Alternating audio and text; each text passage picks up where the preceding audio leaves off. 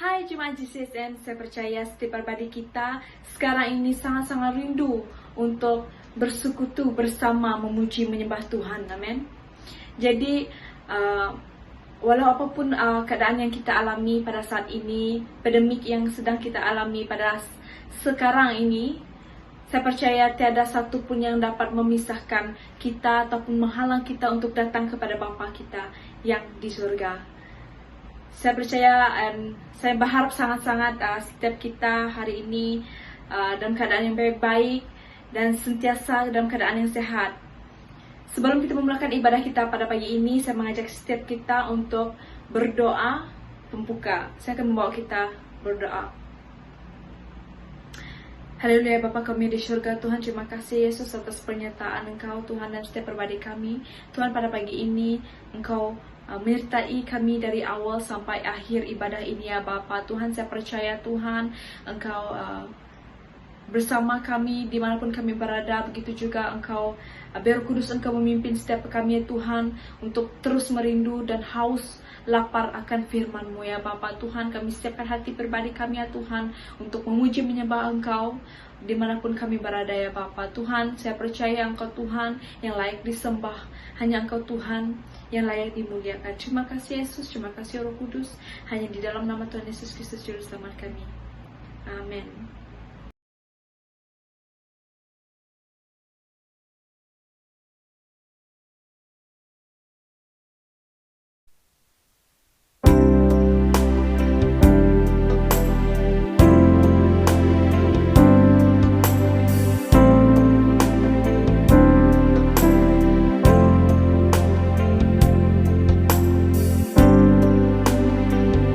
Selidiki aku, lihat hatiku, apakah ku sungguh mengasihimu, Yesus.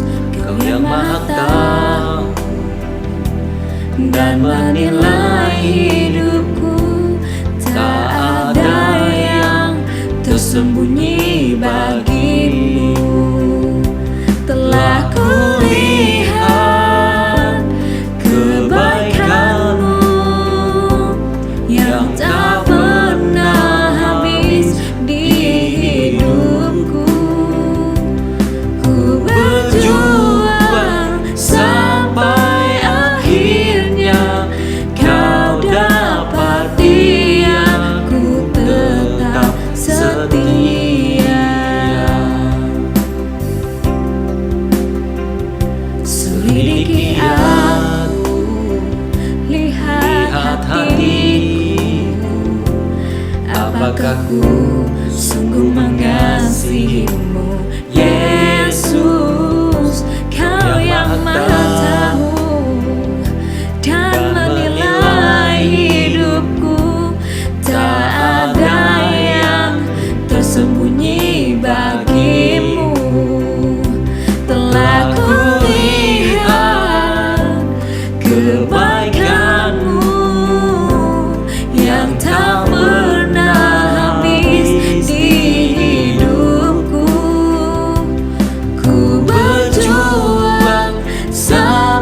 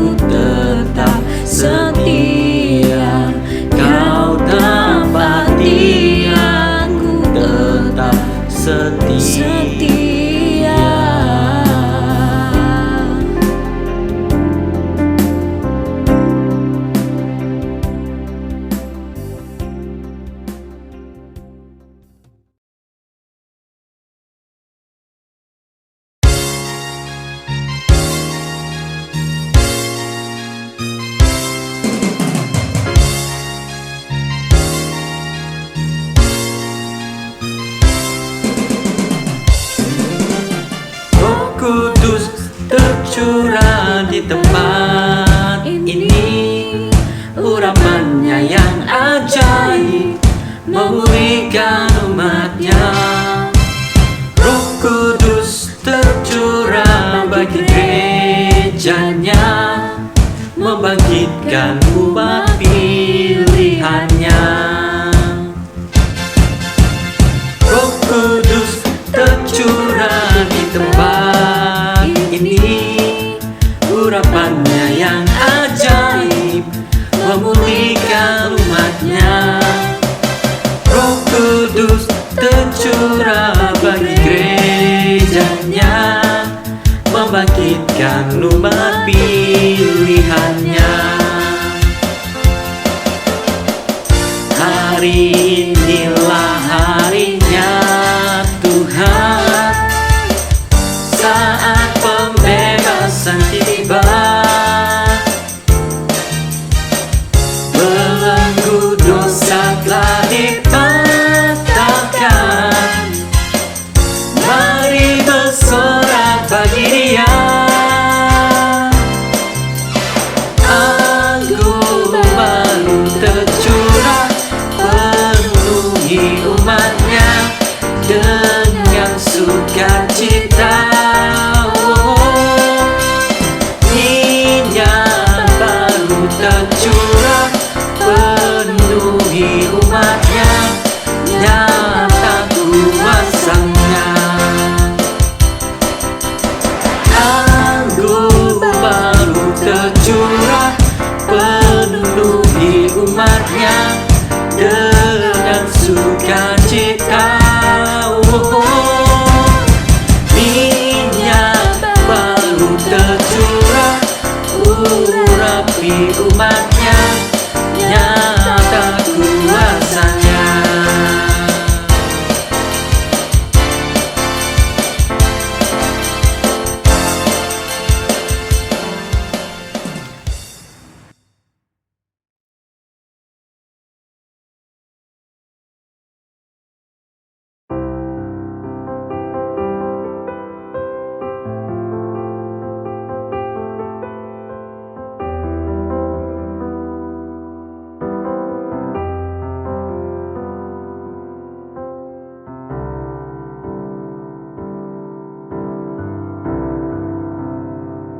Bila Kau izinkan sesuatu terjadi,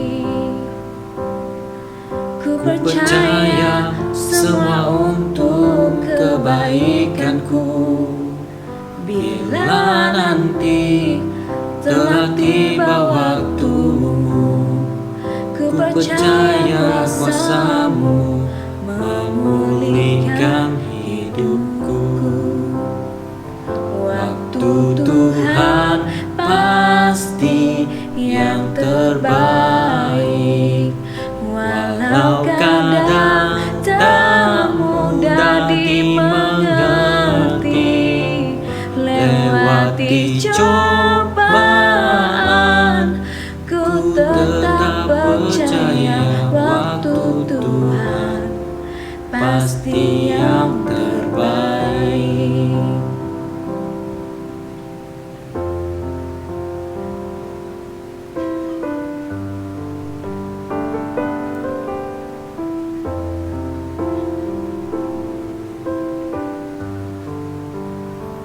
Bila Kau izinkan sesuatu terjadi,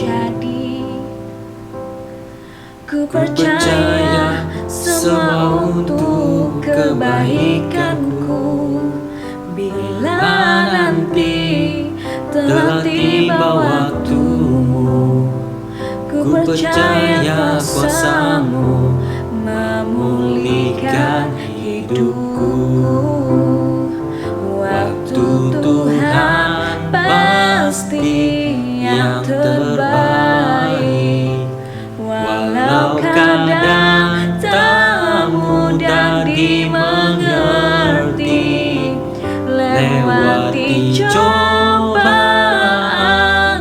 ku tetap percaya waktu Tuhan pasti yang terbaik.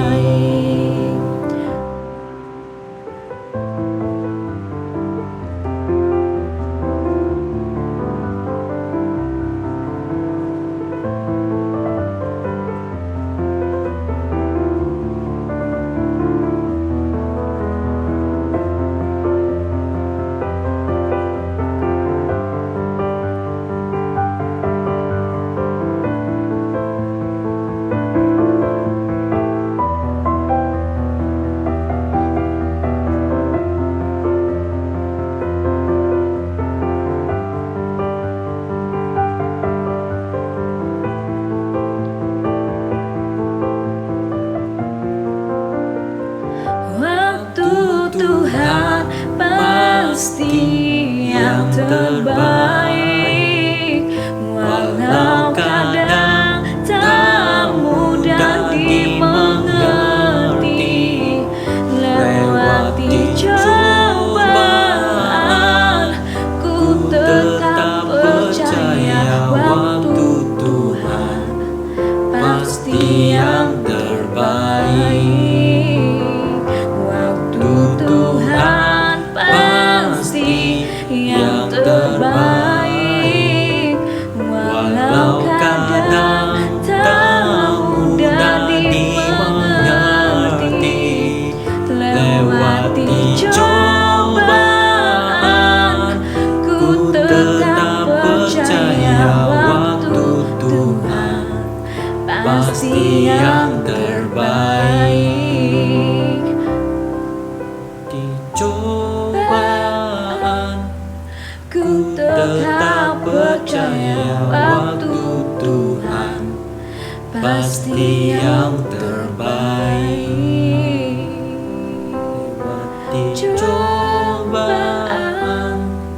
Ku tetap percaya waktu Tuhan pasti pasti yang yang terbaik.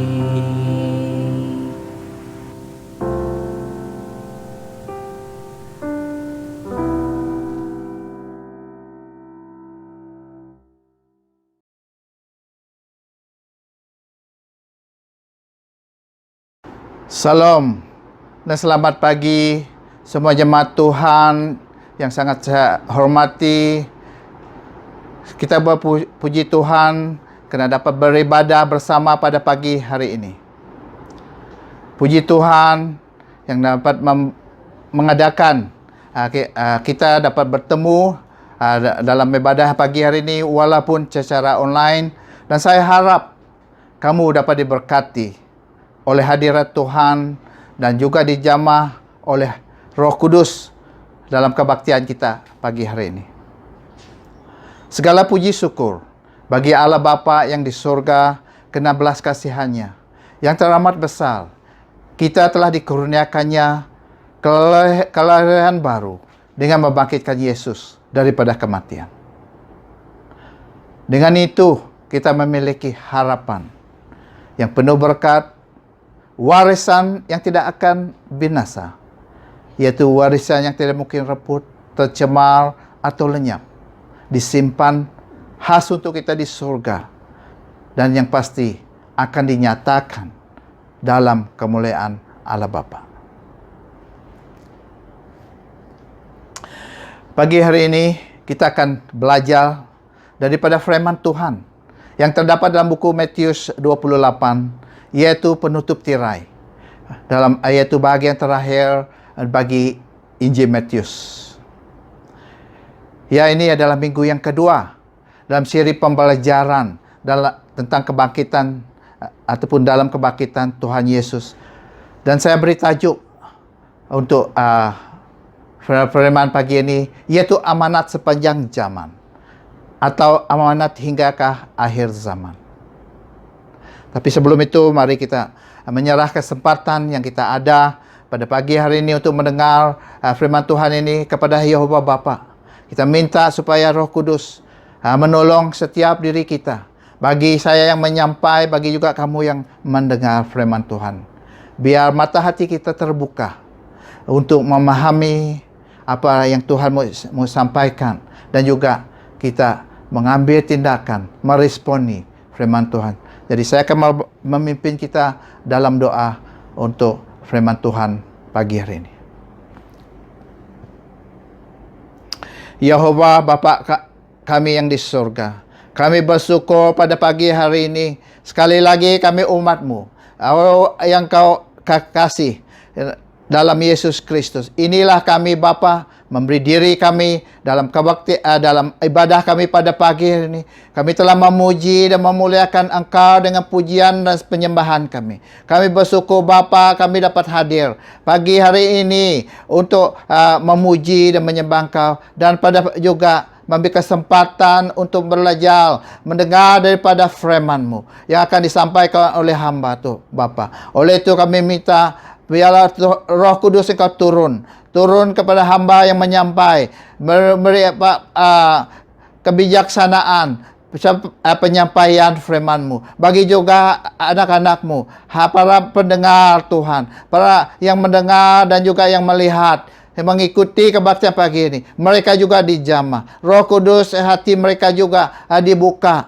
untuk memahami apa yang Kau mau sampaikan untuk jiwa kami pada pagi hari ini, untuk roh kami pagi hari ini. Oleh itu Tuhan, penuhi kami dan kuasa-Mu Roh Kudus setiap ruang rumah kami yang mendengar pagi hari ini. Terima kasih Bapa. Terima kasih, dan kami minta ini di dalam nama Tuhan Yesus yang berkuasa di bumi dan di surga.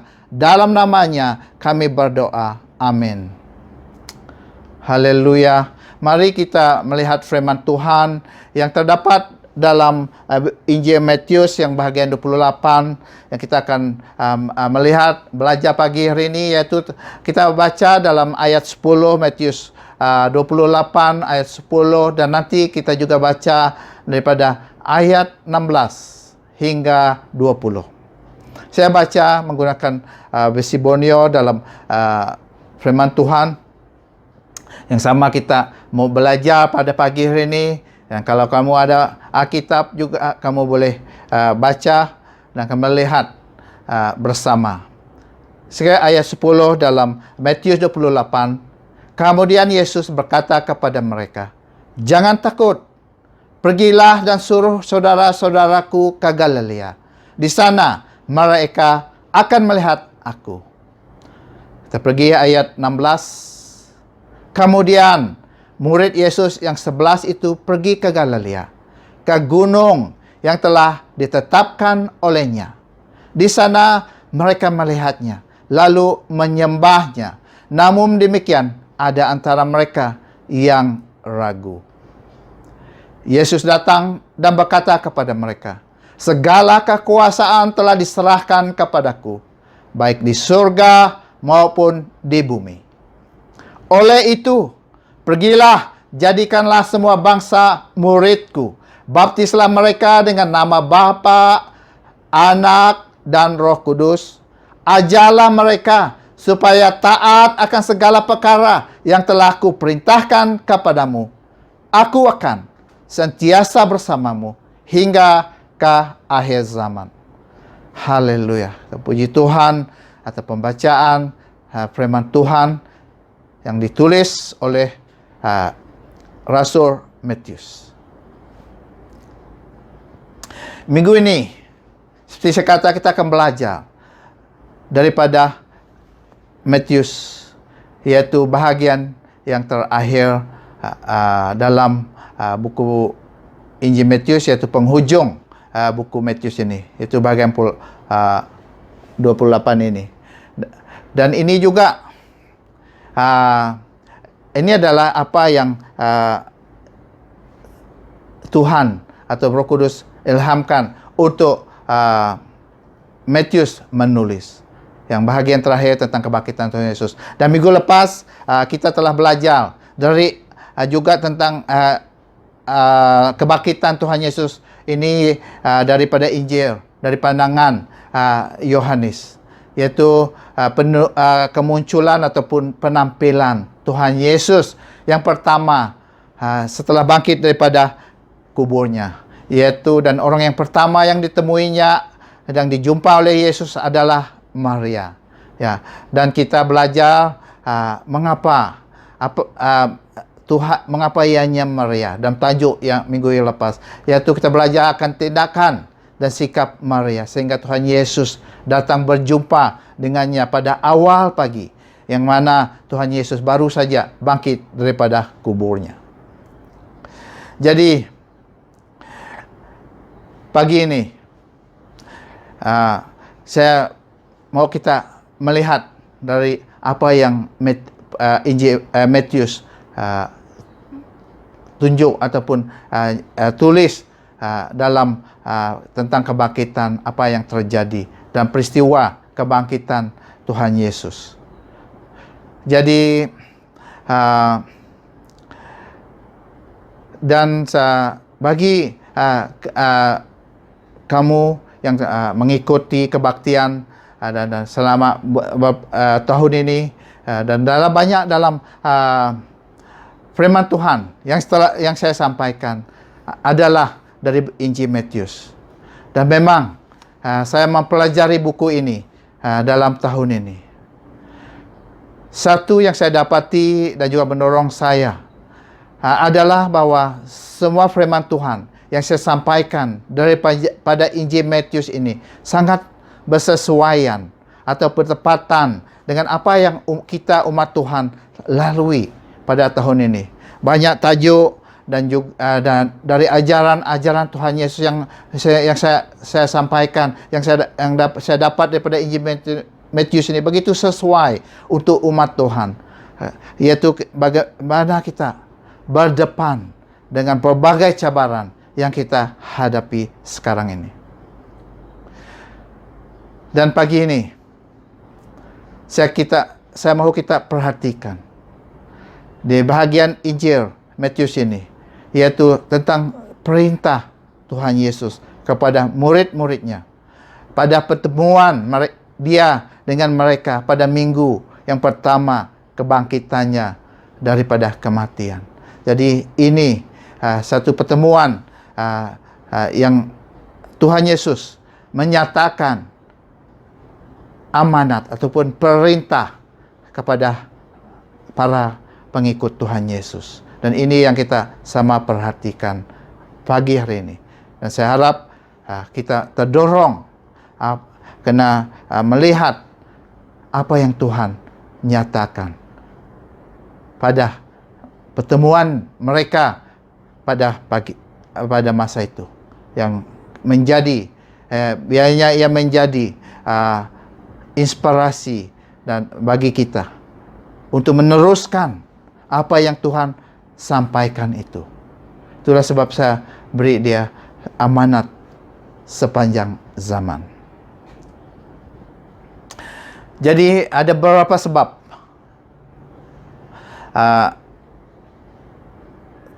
yang saya percaya sangat penting kita perhatikan tentang pertemuan apa yang Tuhan katakan tentang pertemuan ini, yaitu dia mau bertemu dengan para murid. Jadi ada tentang pertemuan ini mesti hanya sesuatu yang sangat penting. Dan mari kita perhatikan beberapa sebab mengapa ianya penting. Baik, pertama yaitu tentang pertemuan ini adalah temu janji. Okay? Yang temu janji Tuhan Yesus dengan mereka yang dia telah buat sebelum lagi dia mati di salib. Yaitu dalam Matius 26 ayat 32, dia telah nubuat bahwa dia akan bertemu mereka. Saya baca dalam Matius 26 ayat 32, tetapi setelah aku bangkit semula, aku akan mendahului kamu ke Galilea. Bermakna dia satu pertemuan ini sudah diatur sebelum dia mati dan sebelum kebangkitannya lagi. Jadi pasti ada sesuatu yang sangat penting tentang pertemuan ini. Dan jadi ini baru kita perhatikan. Dan juga mengapa pertemuan ini begitu penting adalah karena Tuhan Yesus bukan lagi akan berada sentiasa bersama dengan para pengikutnya, dengan para murid-muridnya secara fizikal lagi seperti sebelum ini. Sebelum ini dia pergi, dia ada, dia tidur bersama mereka, dia berjalan bersama mereka setiap hari, setiap masa. Tapi pada kebelakang yang akan ini, setelah dia bangkit, dia tidak akan bersama mereka. Jadi bila dia mengadakan temu janji, pertemuan ini adalah pasti sesuatu yang sangat penting, yaitu karena Tuhan Yesus akan jarang menyatakan dirinya lagi secara fizikal, dan penyataan dirinya pasti adalah karena ada keperluan saja.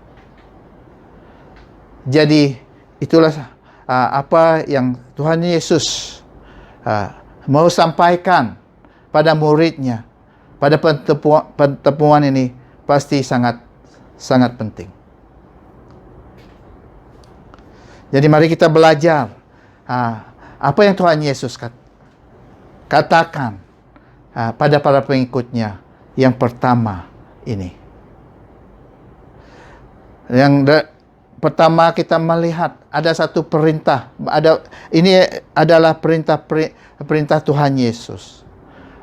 Yang pertama dari ayat 10 tadi adalah perintah kepada Maria dan para pengikutnya yang menyaksikan penampilan Yesus yang pertama yang kita melihat dalam Yohanes, ialah dia suruh mereka, pergilah, ayat 10, pergilah dan suruh saudara-saudaraku ke Galilea. Di sana mereka melihat aku. Jadi ini juga satu perintah, ya, kena pergi dan suruhlah. Okay. Jadi perintah Tuhan Yesus yang pertama bagi mereka para masa dia penampilan dia kepada Maria dan para wanita itu adalah dia suruh mereka pergi dan suruh saudaraku ke Galilea. Jadi ini adalah satu perintah Tuhan Yesus kepada mereka. Dan juga kita perhatikan dalam ayat ini juga Tuhan Yesus tidak memanggil para pengikutnya murid-muridku, tapi sekarang dia kata saudara-saudaraku. Jadi pasti Tuhan sudah menganggap mereka telah dewasa ataupun matang dalam pertumbuhan iman dan juga peranan mereka selepas ini. Okay? Saudara-saudaraku. Juga tentang ayat ini, saya pikir tidak salah kita menanya, mengapa ianya Galilea?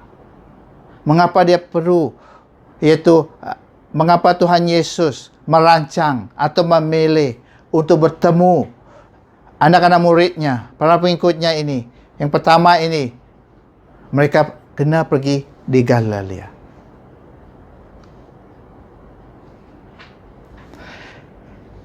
Saya syorkan ada dua sebab yang kita perhatikan dan juga kita supaya harapan saya juga adalah untuk kita membuka pengetahuan kita, yaitu pertama, kena semuanya bermula di Galilea, dan kedua, Galilea jauh dari peristiwa traumatik dan pergolakan yang baru yang sedang berlaku di Yerusalem. Ini saya sorkan mengapa Tuhan mau bertemu mereka di Galilea. Pertama tadi, semuanya bermula di Galilea. Dan kita tahu ramai daripada anak-anak murid Tuhan Yesus atau pengikut Tuhan Yesus ini berasal dari sana. Yohanes dan saudaranya, Yakobus, baik juga Rasul Petrus dan saudaranya Andreas, Filipus pun asal sana, Nathanael, Maria Magdalena, dan lain-lain. Ramai mereka berasal dari bahagian utara ini, daripada kawasan Galilea ini. Jadi majoriti pengikut Tuhan Yesus ini berasal dari daerah Galilea. Jadi ini bagaimana Galilea itu adalah daerah mereka ataupun perkampungan mereka atau pekan mereka. Mereka macam balik ke kampung mereka.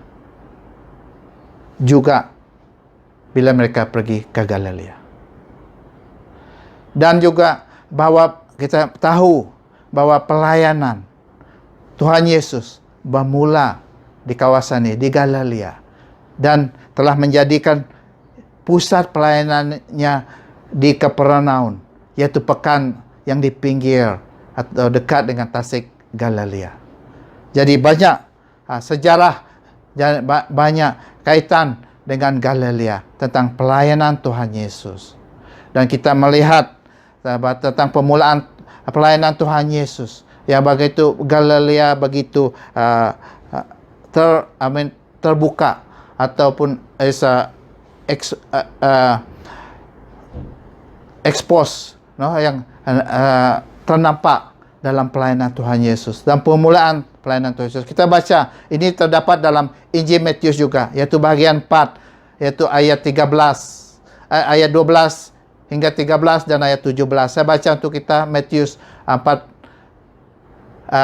bagian ayat 12. Apabila mendengar bahwa Yohanes telah dipenjarakan, Yesus pun pergi ke Galilea. Dia tidak tinggal di Nazaret, tapi di Kapernaum, sebuah kota di pinggir laut Galilea, di kawasan Zebulon dan Naftali. Ayat 14, Yesus pun mula menyampaikan perkabarannya. Bertobatlah, karena kerajaan surga hampir tiba.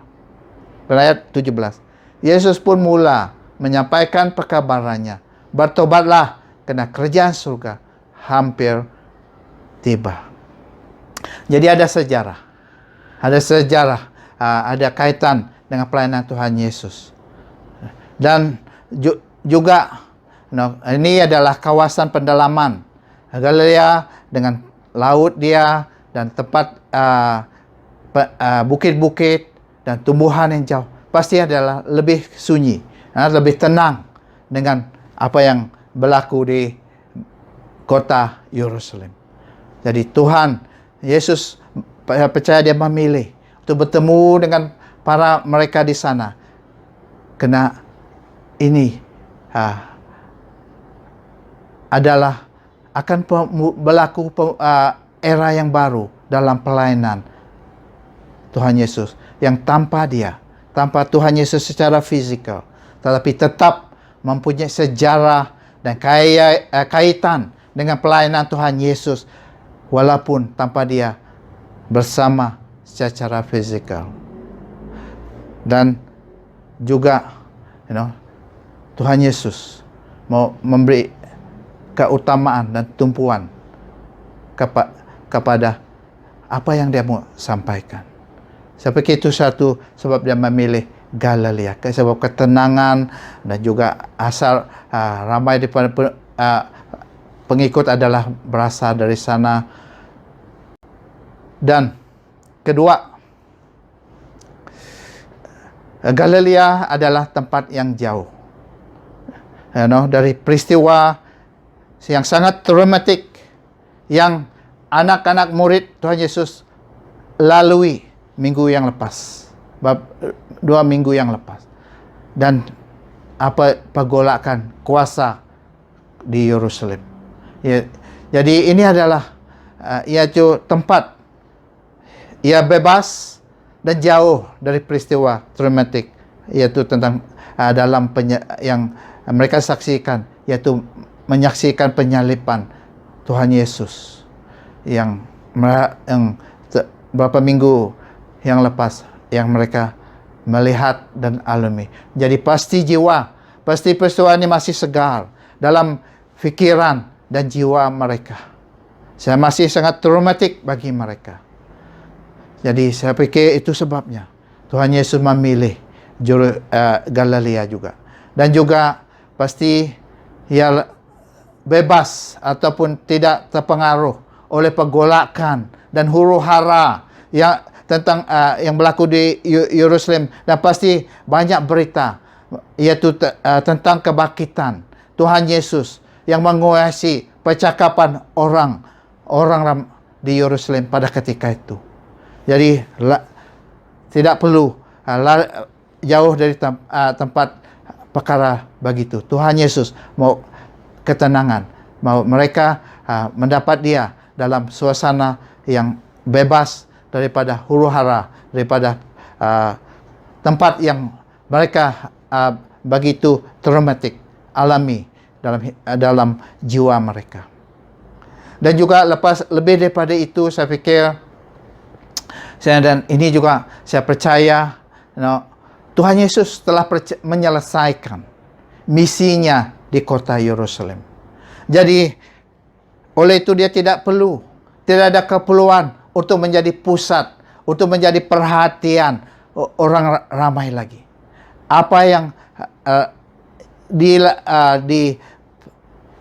diplan atau direncanakan, yang dia lakukan sudah selesai di kota Yerusalem.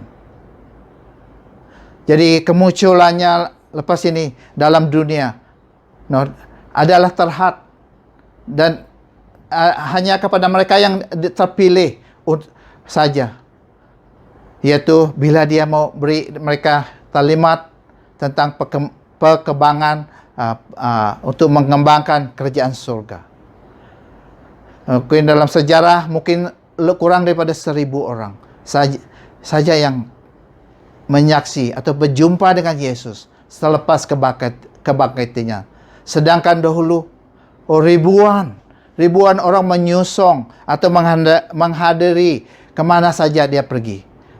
Tapi Tuhan Yesus sudah menyelesaikan tugasnya, misinya di Yerusalem. Dia tidak perlu lagi menjadi pusat perhatian orang ramai. Jadi Tuhan Yesus seperti kata mahu memberi tumpuan dan keutamaan untuk para pengikutnya untuk memahami sepenuhnya perintahnya kepada mereka, bahwa ada amanat, ada yang begitu penting yang Tuhan Yesus mau sampaikan kepada mereka. Jadi inilah bahagian yang kita mahu melihat pagi hari ini, untuk kita teliti pagi hari ini, yang kita mau belajar, yaitu tentang amanat atau perintah yang Tuhan Yesus sampaikan kepada mereka ketika itu. Dan ini kita telah baca tadi dalam ayat 16 hingga 20. Mari kita lihat bahagian ini kepada dua bahagian besar, yaitu kita akan daripada ayat 16 dan 17 adalah pengenalan tentang pertemuan ini. Baik, kita melihat tentang background pertemuan ini.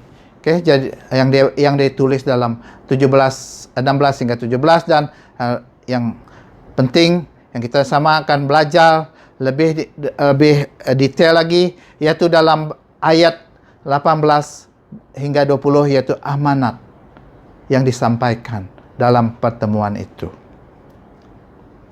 Jadi tentang pertemuan ini, pengenalan daripada ayat 16 dan 17 yang seperti yang kita baca tadi, as a background, yaitu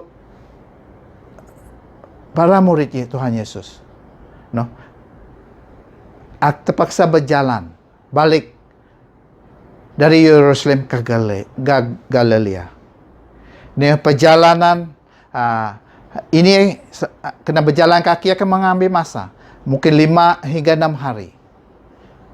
Jadi kena berjalan kaki, pasti perjalanan yang jauh begini akan memenatkan, dan juga dalam perjalanan itu pasti banyak juga persoalan dalam hati dan pemikiran mereka tentang apa yang berlaku dan apa sebab Tuhan Yesus mahu berjumpa mereka di Galilea.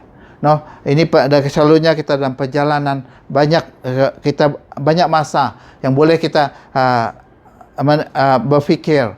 Dalam kita berjalan, kita ada masa untuk berfikir. Jadi saya percaya mereka juga banyak persoalan dalam hati mereka dan perjalanan yang mereka lakukan untuk dari Yerusalem untuk pergi ke Galilea. Dan juga kena perjalanan ini adalah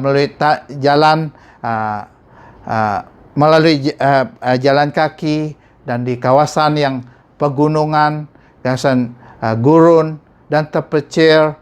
Dan ini kalau kita melihat keadaan mereka sangat berbahaya, kerana ia mendedahkan mereka juga. Mendedahkan mereka pada serangan, mendedahkan mereka pada mereka yang boleh melakukan kejahatan. Kena perjalanan yang jauh dan juga yang di pendalaman, berjalan kaki yang walaupun bukannya dalam hutan, tapi melalui gurun, kawasan yang pegunungan.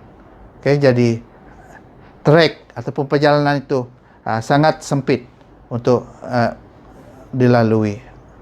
Jadi sangat mendedahkan mereka pada sesuatu yang boleh membahayakan diri mereka juga. Dan kita ada mendengar cerita seorang disamun dari perjalanan dari Yerusalem ke Jericho.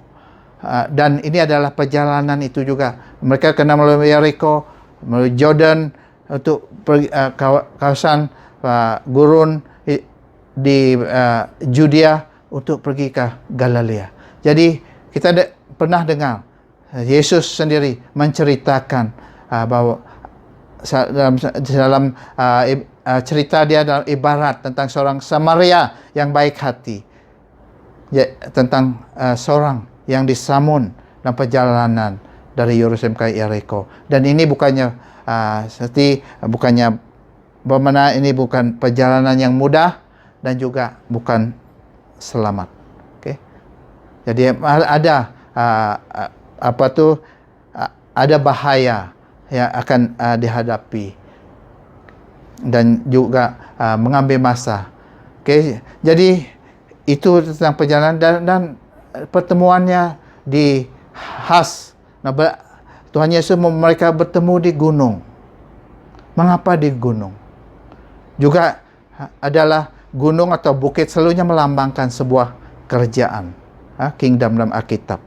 Dan kita tahu Tuhan Yesus mulakan pengajarannya di halayak ramai adalah di sebuah bukit yang dikenali khotbah itu dikenali khotbah di atas bukit, Sermon on the Mount.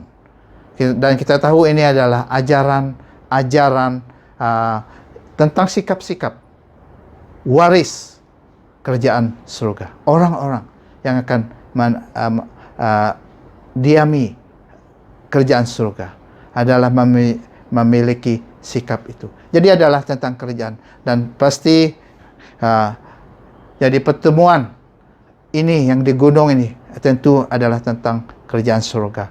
Dan dalam seperti saya kata dalam era yang baru, yaitu di mana Tuhan Yesus tidak ada secara fizikal,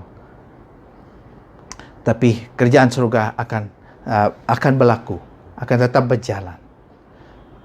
Jadi juga kita melihat daripada ayat ini tadi reaksi atau kedapatan mereka juga bila melihat kemunculan Tuhan Yesus dengan tubuh yang baru di hadapan mereka.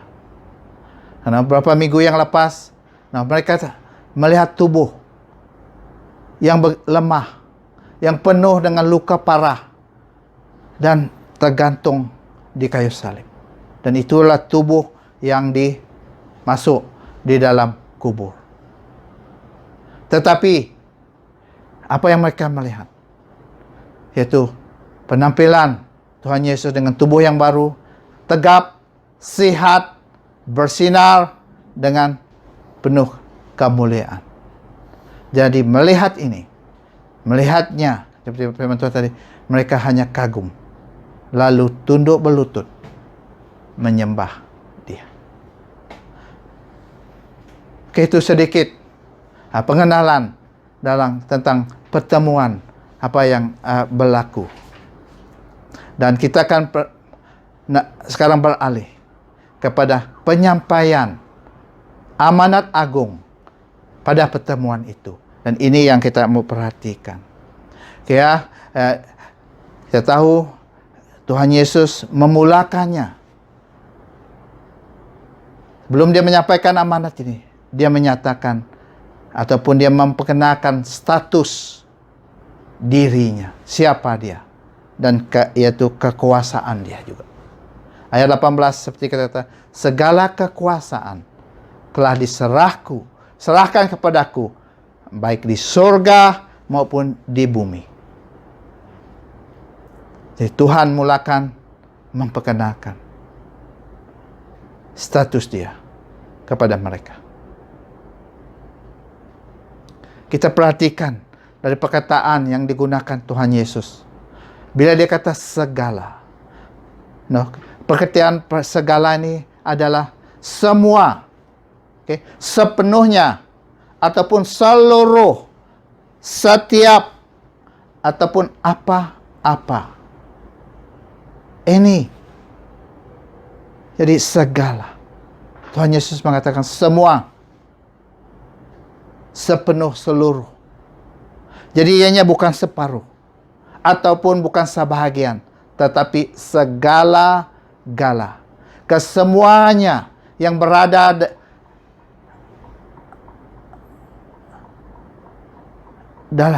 adalah dalam tangan Tuhan Yesus. Dalam kuasa Dia. Segala. Jadi ini yang dalam tangan Tuhan Yesus. Kita tahu bahwa segala-galanya, semuanya adalah dalam tangan Tuhan Yesus. Yaitu kekuasaan. Okay? Segala kekuasaan. Yaitu kekuasaan ini adalah berarti di bawah perintah. Yaitu bagaimana dia mempunyai hak atau berhak melakukan. Dia berotoritas. Having a domineering authority. Itu kekuasaan. Segala ini dalam tangan Tuhan Yesus. Dan kita melihat skop dia di surga. Di surga pun, yaitu tempat yang tertinggi dan tempat Allah bersemayam. Yesus adalah yang berkuasa. Yaitu di surga ini juga adalah di alam roh, yaitu tempat roh-roh diami. Tempat ataupun dunia di alam semesta ini. Okay? Isa, alam semesta yang tertinggi dan luas yang tak terjangka. Baik galaksi yaitu cakrawala, bintang-bintang yang tak terhitung jumlahnya di surga. Baik, juga dia kata di bumi. Ya, planet bumi ini, apa yang ada di bumi ini, yaitu apa yang ada dalam alam fisikal. Yang kita lihat oleh mata yang ada di bumi. Sebaik sistem dan kuasa di dunia ini. Dalam tangan Tuhan Yesus. Ya, walaupun dunia ini dikuasai iblis, tapi Tuhan Yesus telah bangkit dan telah mengalahkan kuasa iblis. Jadi di bawah mana Tuhan Yesus juga berkuasa atas iblis. Bagaimana dia kuasa atas apa yang terjadi di bumi, di alam ini. Bagaimana tidak ada kuasa yang lebih daripada Tuhan Yesus. Baik di alam roh maupun di alam fisikal. Tidak di alam yang tidak kelihatan oleh mata kita, yaitu alam roh, dan juga di alam nyata, alam kelihatan. Semuanya, segalanya, di surga dan di bumi, Yesus pegang. Yesus yang berkuasa. Yesus yang berotoritas. Itulah firman Tuhan. Katakan dalam Roma 8 ayat 37 hingga 39 saya baca. Ayat 37. Tidak, dalam semua hal ini kita lebih daripada para penakluk melalui Dia yang mengasihi kita.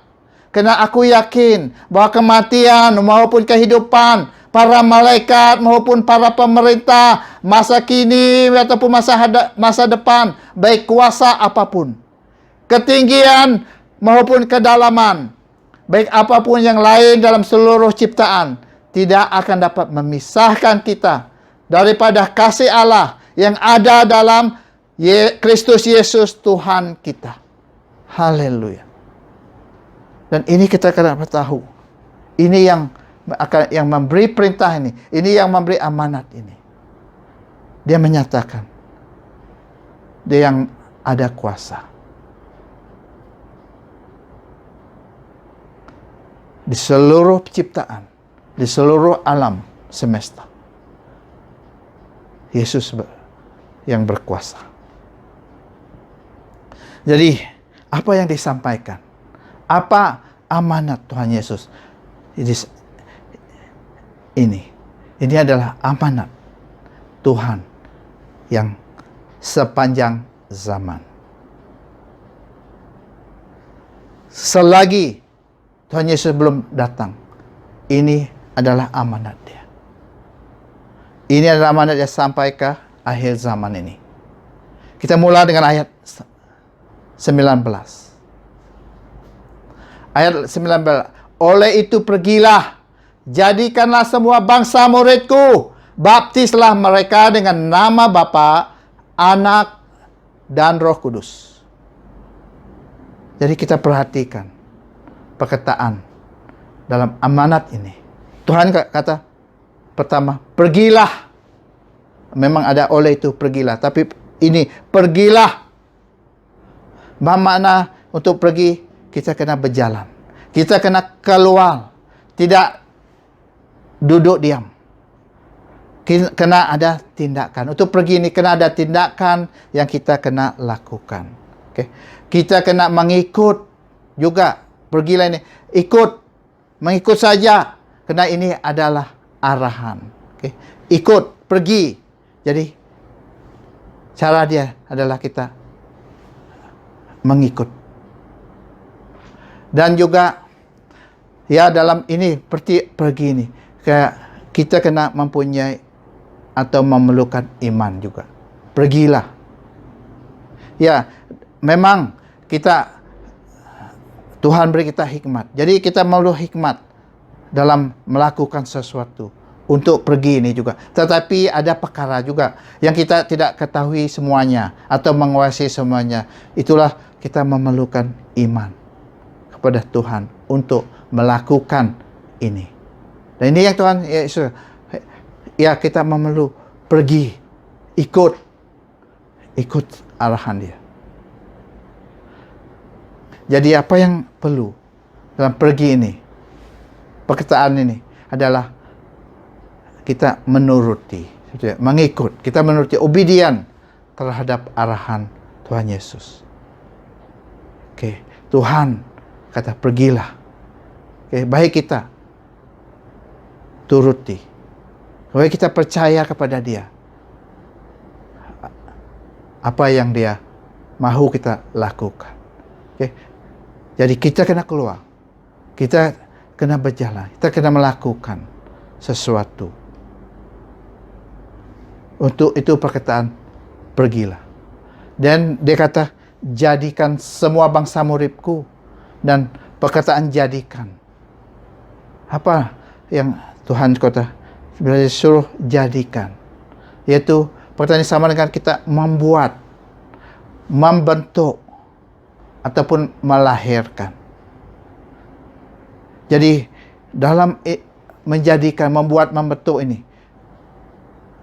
Jadi iaitu kita tahu ia akan ada masa, memerlukan masa, mengambil masa, dan juga akan memerlukan proses. Okay? Bukannya berlaku serta-merta. Dan perkara jadikan. Ada proses, ada masa yang perlu diambil. Dan juga daripada kita, ia yang memerlukan tindakan. Ya, tindakan daripada kita juga. Yaitu kita memberikan diri untuk melakukannya. Untuk menjadikan.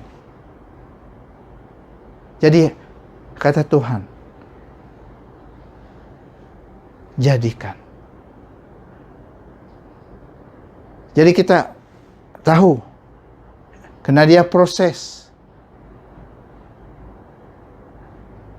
Dan mengambil masa untuk sesuatu itu dijadikan. Bagaimana ia tidak akan mudah. Okay? Mesti ada cabaran dia. Okay? Bukan terus terjadi. Ada cabaran. Jadi akan memerlukan latihan dan kemahiran. Juga bagaimana dalam perkataan anak melakukan ini ada pengorbanan dan kesabaran untuk menjadikan. Dan juga pasti juga akan memerlukan satu tempat, infrastruktur, sistem untuk melakukan. Itu pun jadikan. Jadi kita tahu Ini adalah proses. Dan proses untuk menjadi murid ini bukannya berlaku semata-mata. Akan perlu resource, perlu masa untuk menjadikan murid. Itu Tuhan kata jadikan. Dan dia tahu ada proses. Dan ini perlu masa. Dan perlu ada tempat dan sebagainya untuk menjadikan. Dan Tuhan juga kata semua dalam amanat dia ini. Bila dia kata semua, seperti kita tahu tadi adalah sama juga dengan segala, setiap, seluruh. Okey. Daripada bila Tuhan kata, seperti Tuhan kata seperti segala, yang pertama yang kita juga adalah semua. Bermakna dalam semua ini tidak akan ada yang terkecuali atau tertinggal. Juga tidak ada memilih bulu, memilih, dan tidak ada diskriminasi. Semua. Bermakna juga agenda dan tujuan untuk amanat ini adalah di ataupun ke segenap pelosok dan tempat di dalam dunia ini. Dan kepada siapa? Siapa yang semua ini? Kepada siapa mereka? Dia kata kepada bangsa. Bermakna bangsa ini is a nations. Negara-negara, suku-suku, kaum-kaum, dan segala keturunan manusia yang ada dalam dunia ini. Jadi inilah bangsa. Semua bangsa. Jadi bangsa ini di mana-mana adanya suku-suku bangsa. Jadi kepada ataupun meliputi semua manusia di mana-mana dalam dunia ini. Jadi apa yang disebut manusia, ada keturunan manapun manusia itu, ini adalah meliputi itu.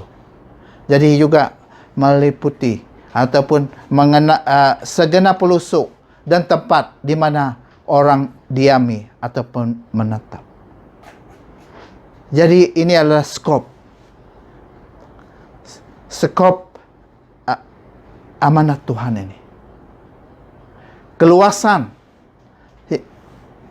apa yang Tuhan nyatakan. Semua bangsa untuk dijadikan muridnya. Ataupun pertama murid ini adalah pengikut. Yaitu mereka yang percaya dan mahu mengikut dan menjadikan Yesus. Yaitu murid adalah yaitu mereka yang merelakan, untuk mereka yang merelakan diri di bawah ajaran Tuhan Yesus. Oke, itu adalah murid. Dan bagian ketiga dalam ayat ini, dia kata, baptiskan mereka dengan nama Bapa, Anak, dan Roh Kudus. Mari kita perhati juga ayat ini. Baptiskan mereka dengan nama Bapa, Anak, dan Roh Kudus. Pertama kita melihat baptiskan. Baptiskan yaitu pengertian dia adalah mesti dimasukkan ataupun diturunkan di dalam air, mencelup di dalam air. Jadi bukannya direnjis atau dibasah ataupun dilap untuk dibasah, tapi mesti dimasukkan dalam air seluruh tubuh dan badan. Jadi itu pengertian baptis. Dan baik kita juga apa arti pembaptis? Kenapa Tuhan Yesus salam amanat dia untuk membaptiskan mereka yang menjadi pengikutnya ini. Saya pikir pengertiannya ini ada terdapat dalam Roma 6 bagian 6 ini. kita boleh baca nanti, yaitu daripada ayat 3 hingga 14. Tapi saya simpulkan, ini yang saya percaya dalam petikan firman Tuhan ini. Apa yang berlaku dalam pembaptisan? Pertama, ini adalah deklarasi kita ataupun kesaksian kita, yang hidup lama kita, yang dalam dosa, kita lahir di dalam dosa, sudah dikuburkan atau dimatikan bersama dengan tubuh lama Yesus yang dikuburkan. Sama.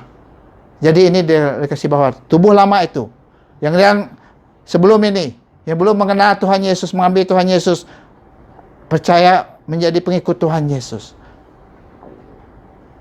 yang itu kehidupan lama itu sudah dikuburkan. Sama, dikuburkan. Bila kita direndam, dimasuk dalam air, adalah kita mengaku bahwa hidup lama kita sudah dikubur. Seperti tubuh Yesus yang lama dikubur. Jadi itu satu. Kedua adalah deklarasi ataupun kesaksian yang kita sekarang, yaitu bahwa kita memiliki kehidupan baru bersama dalam tubuh Yesus Kristus yang baru, yang bangkit daripada kematian. Yaitu kita menyaksikan bahwa kehidupan kita adalah kehidupan yang baru dalam kebangkitan Tuhan Yesus. Yesus hidup dengan kehidupan yang baru, dengan tubuh yang baru. Dan itu adalah kehidupan Tuhan Yesus, itulah yang kita miliki, yang kita ada. Itu sebabnya juga dalam kesaksian kita, bahwa kita memiliki hidup yang baru, yang dalam Tuhan Yesus. Hidup seperti hidup yang Tuhan Yesus miliki. Hidup yang kekal. Hidup yang berwibawa. Oke. Jalan ketiga, deklarasi kita atau kesaksian juga bahwa kita adalah pengikut Tuhan Yesus yang sebenar. Oke. Kesaksian kita ini baik bagi kita menyaksikan, berkata kepada Allah Bapa, ini menyerahkan, I'm a follower of your son. I'm a follower of Christ. Aku adalah pengikut Tuhan Yesus yang sebenarnya. Dan juga pasti juga kepada para gereja, jemaat-jemaat gereja, berkata kepada mereka, I'm Christ follower now. Hidup saya sepenuhnya sekarang adalah mengikut Tuhan Yesus. Saya menyerahkan menjadi pengikut Tuhan Yesus. Itu percaya juga dalam kitab pembaptisan ini. Dan juga kepada di alam roh, yang kita adalah waris surga. Bukan lagi dikuasai oleh kuasa kegelapan, tapi sekarang adalah waris surga. Puji Tuhan. Itu sebab sebahagian. Nah, bukannya this is all, not all, but at least these three is to show that when you baptize is your testimony. Testimony dalam kehidupan yang dalam Tuhan Yesus. Jadi Tuhan kata baptiskan mereka.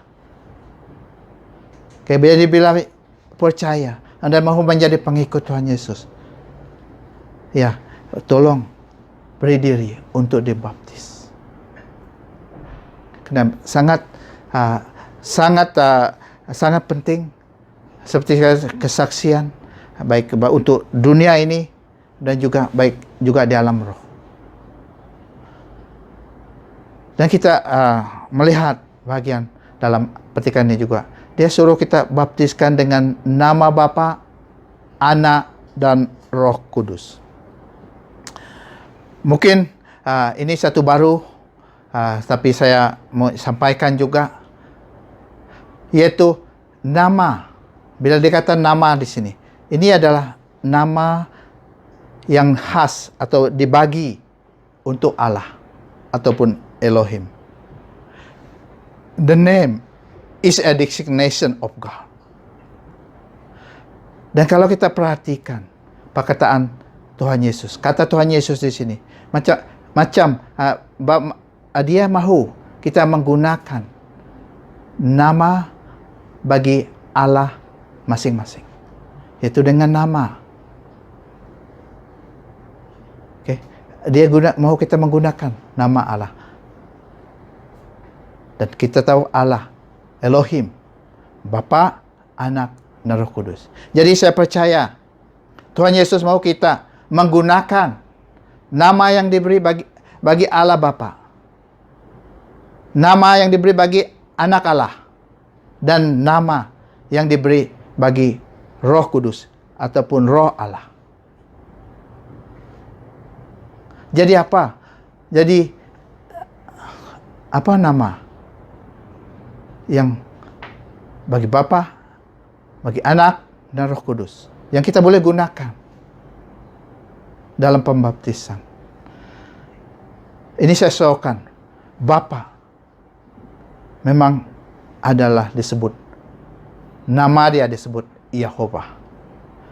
Kita telah belajar tentang bagaimana nama ini adalah nama yang Allah memperkenalkan dirinya kepada bangsa Israel melalui Musa. Dalam Keluaran 6:2 ayat 3. Saya baca. Kemudian berfirmanlah Allah kepada Musa, "Akulah Tuhan. Aku telah menampakkan diri kepada Abraham, Ishak, dan Yakub sebagai Allah yang Maha Kuasa, tapi aku belum menyatakan diri dengan sepenuh makna namaku Tuhan." Jadi Tuhan, huruf besar, Lord, huruf besar adalah Yehovah.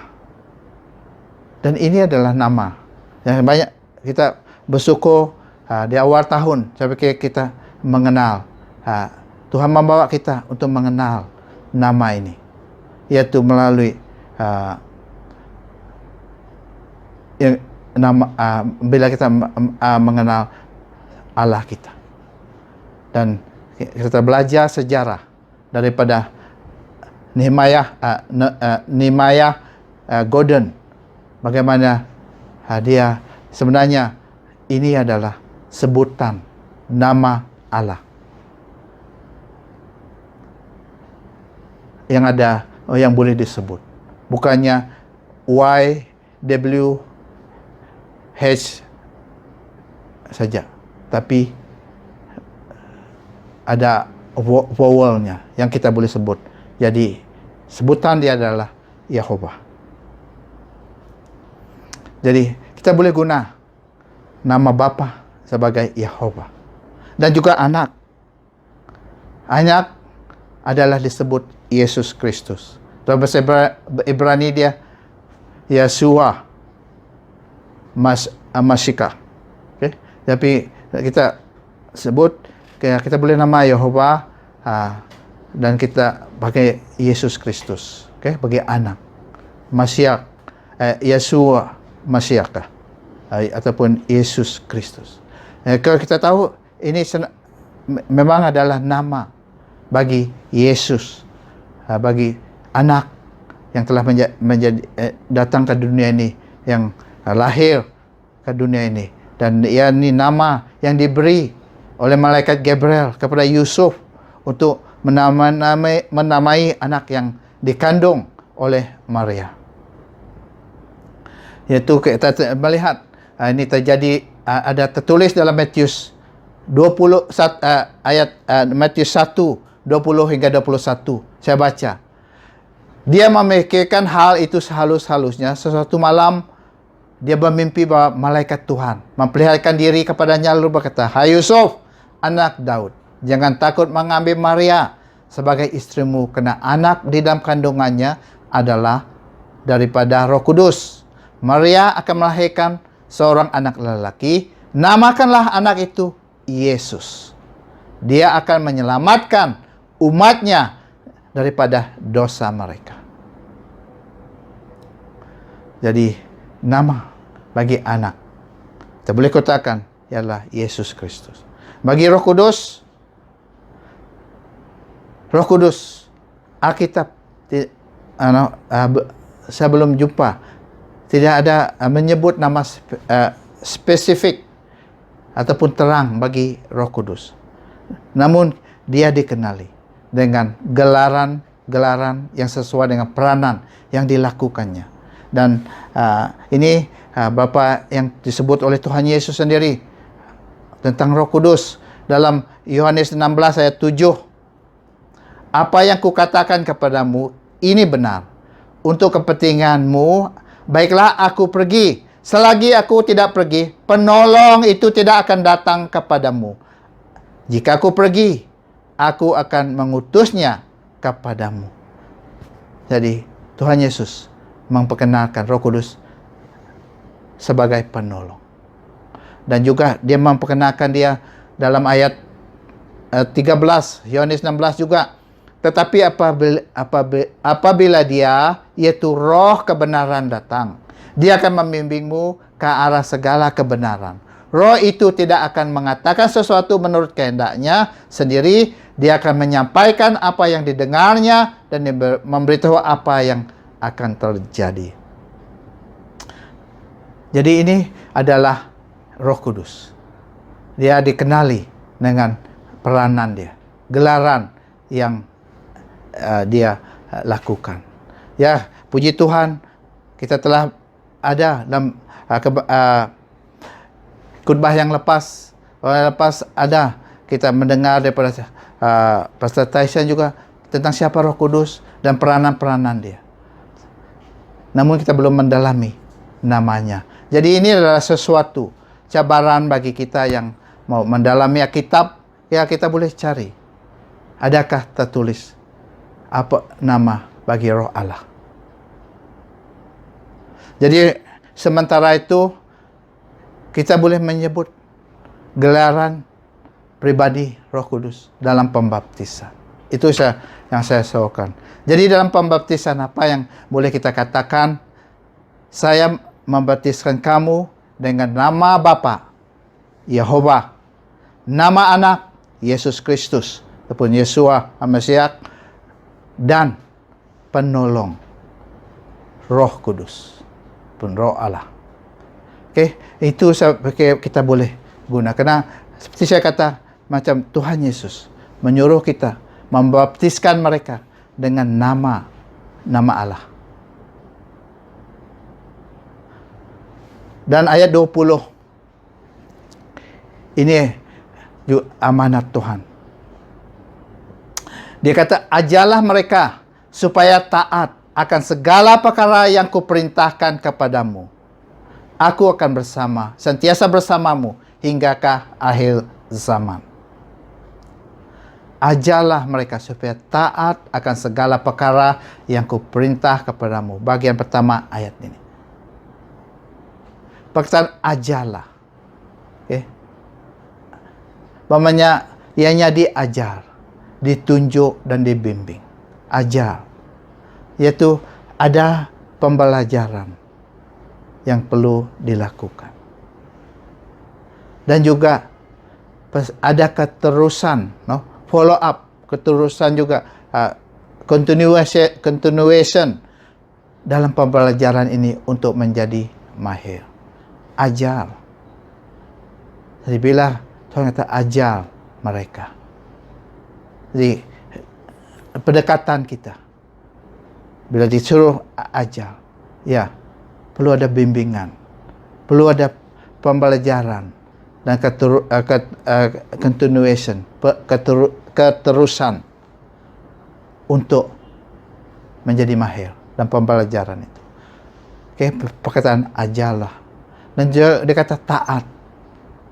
Taat akan segala. Taat akan segala perkara. Perkataan taat yaitu mana kita simpan, jaga, kita ikuti, ambil berat dan lakukan praktik taat. Dalam ajar tu, apa yang kita ajar itu juga mereka supaya taat. supaya mereka menyimpan, menjaga, mengikuti, dan mengambil berat. Itu pertitaan. Dan mempraktikkan perkara-perkara, ajaran-ajaran daripada Tuhan Yesus. Dan Tuhan kata juga, kuperintahkan kepadamu. Yang kuperintahkan nih, bahwa ini adalah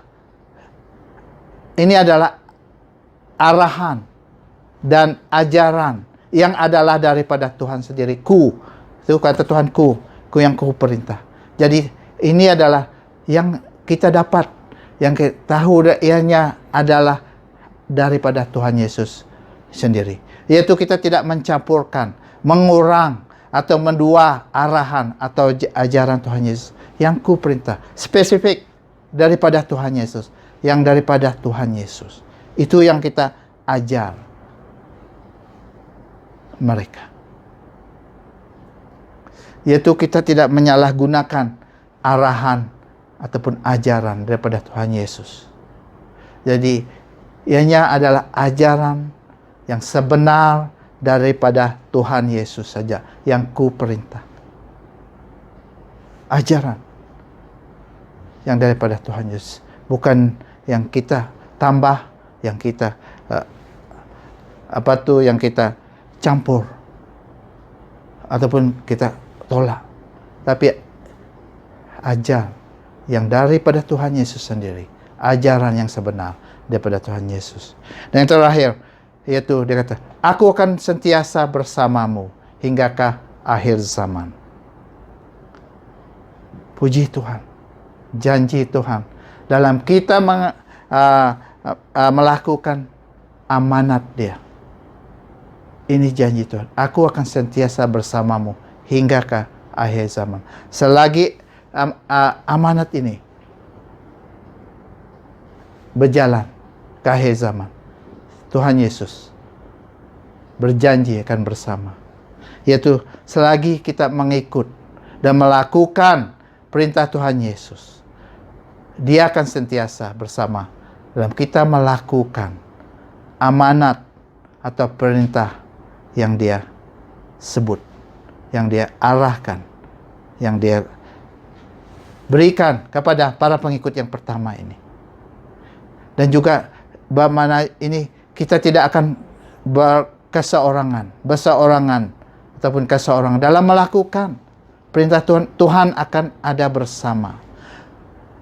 Tuhan akan ada memberi perlindungan, memberi resource, bahan-bahan seperti tenaga, manusia, masa, keperluan, keuangan, dan sebagainya. Ini janji Tuhan.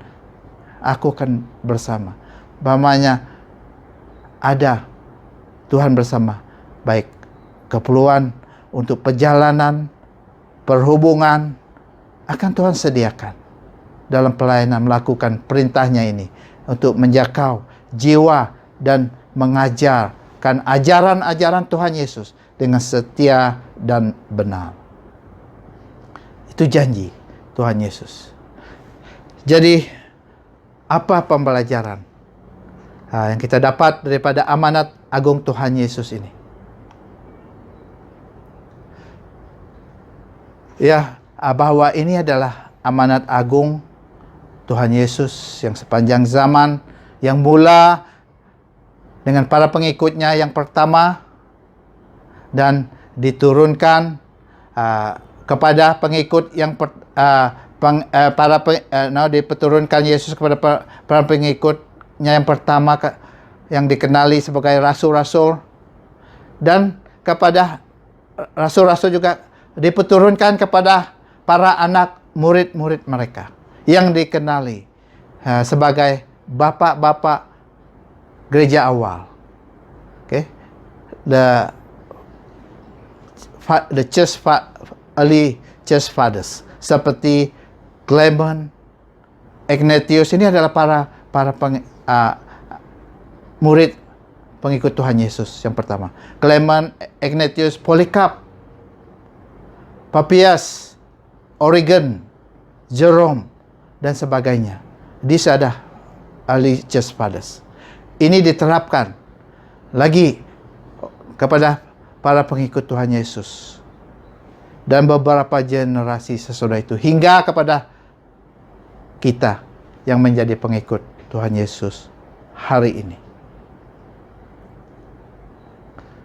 Bahwa ianya suatu cabaran bagi pengikut Tuhan Yesus di awal, di generasi-generasi yang lalu, sampailah generasi kita sebagai pengikut sekarang. Mereka telah melakukan amanat ini dengan tekun, dengan setia,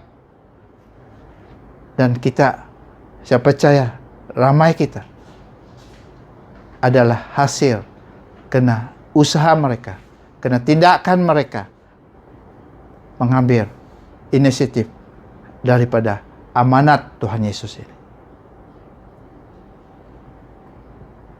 Dan kalau kita mau melihat janji Tuhan, penyertaan Tuhan bagi kita secara pribadi, baik gereja dan juga tim-tim dalam pelayanan,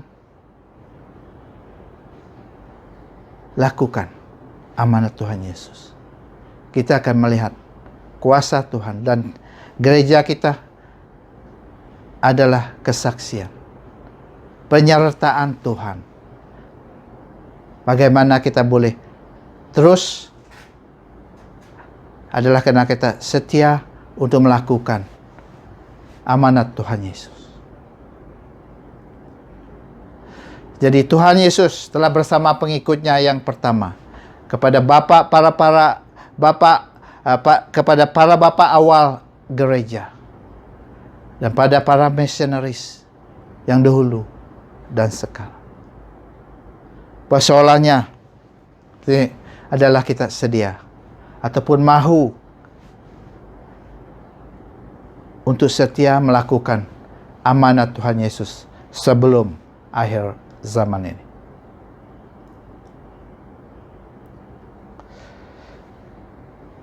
Oke, sebagai tindakan kita, ya, ambil cabaran untuk memberi diri menjadi menjadi pengikut Yesus Kristus untuk menjadikan semua bangsa menjadi murid. Ambil cabaran. Ya, ini kita boleh lakukan. Ambil cabaran menjadi penginjil, pengajar, pemurah, penyokong, dan lain-lain untuk mencapai amanat Tuhan Yesus sebelum dia datang kedua kali. Dan juga bagi gereja Grace Church Remuda, percaya akan penyertaan Tuhan dan pelayanan gereja tahun hadapan. Tahun ini begitu mencabar, akibat apa yang dunia hadapi, yaitu dikatakan pandemik COVID-19. Tapi ini juga adalah masa kita mahu melihat penyertaan Tuhan untuk membawa kita kepada era baru dalam pelayanan. Apa yang terjadi di minggu hadapan, kita percaya ada penyertaan Tuhan untuk kita. Kita mau melangkah pada pelayanan, terus dalam pelayanan ini mengikut kehendak Tuhan. Karena masih kita tidak tahu apa yang akan terjadi di tahun hadapan, tapi kita percaya ada rencana yang baru untuk pelayanan gereja Grace Church Remuda. Ianya akan diteruskan dengan cara Tuhan yang tetap luar biasa. Yang Tuhan mahu daripada setiap kita jemaat Tuhan yang mendengar firman Tuhan ini adalah kesetiaan untuk menuruti dan melakukan perintah Tuhan Yesus. Puji Tuhan atas firman Tuhan yang kita dengar, dan saya percaya mendorong kita untuk melangkah dan setia dan melakukan yang Tuhan mau sampaikan sebelum dia datang. Amin. Mari kita berdoa untuk firman Tuhan yang baru kita belajar dan dengar tadi. Kita berdoa supaya firman ini bukan saja kita dengar, tapi kita memberi diri kita, dan juga secara pribadi, gereja, secara tim, kita mau melakukan apa yang Tuhan, ada hati Tuhan Yesus yang disampaikan kepada para pengikutnya yang pertama, dan kepada siapa yang mengikut dia, dan dia beri amanat ini. Kita menyerah kepada Tuhan. Bapa, kami bersyukur Yehova karena kami telah belajar sedikit daripada firman-Mu. Kami bersyukur Roh Kudus, Engkau yang menolong dalam penyampaian, dan juga Tuhan bagi kami yang mendengar. Juga Tuhan kami berdoa supaya apa yang telah disampaikan oleh Engkau Tuhan dari firman-Mu, Tuhan kami berdoa supaya ianya terus bertumbuh, terus berbuah. Tuhan, kami mau melakukan apa yang di hati Engkau Tuhan Yesus, apa yang penting di hati Engkau Tuhan Yesus. Oh Tuhan Yesus, itulah sebab Kau menyelamatkan kami juga. Engkau untuk sebab mau kami menjadi pengikut Engkau juga Tuhan Yesus, supaya kami terus melakukan amanat Engkau, terus menjaga jiwa Tuhan yang masih dalam kegelapan, terus membimbing jiwa ini juga Tuhan. Oh Tuhan, untuk terus bertumbuh menjadi pengikut-Mu yang setia Tuhan. Terima kasih Tuhan. Kami Tuhan bersyukur Tuhan karena diberi peluang untuk mendengar firman-Mu, dan Tuhan biar kami juga memberi diri kami untuk melakukan apa yang di hati-Mu Tuhan Yesus. Terima kasih Bapa. Kami biarlah Engkau akan menyertai kami, memberkati kami sentiasa pada minggu yang hadapan ini Tuhan. Dalam nama Tuhan Yesus saya berdoa. Amin. Mari saya bacakan berkat Tuhan, menyatakan berkat Tuhan Yehova Bapa kita kepada kamu yang mendengar firman Tuhan pada pagi hari ini. Yehova memberkati kamu dan melindungi kamu. Yehova menyinarkan kamu dengan wajah-Nya dan memberi kamu kasih karunia. Yehova menghadapkan wajah-Nya kepada kamu dan memberi kamu kedamaian. Haleluya Yehova. Engkaulah yang akan menyertai kami. Terima kasih Yehova. Kami bersyukur bersama dalam kebaktian pagi hari ini.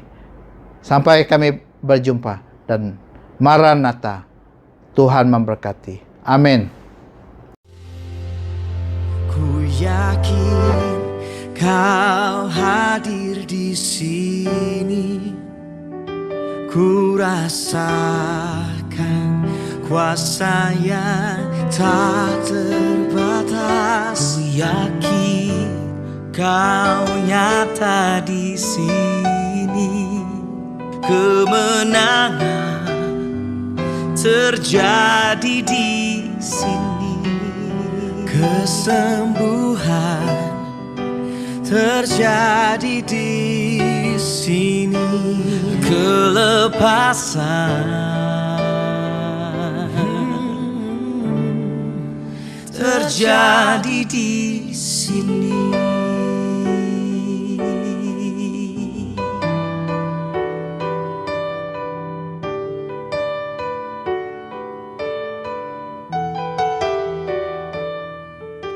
Ku tinggikan Engkau, Raja yang duduk di atas tahta. Engkau mulia, ajaib dan heran. Ku kagum akan Engkau Tuhan. Ku tinggikan Engkau, Raja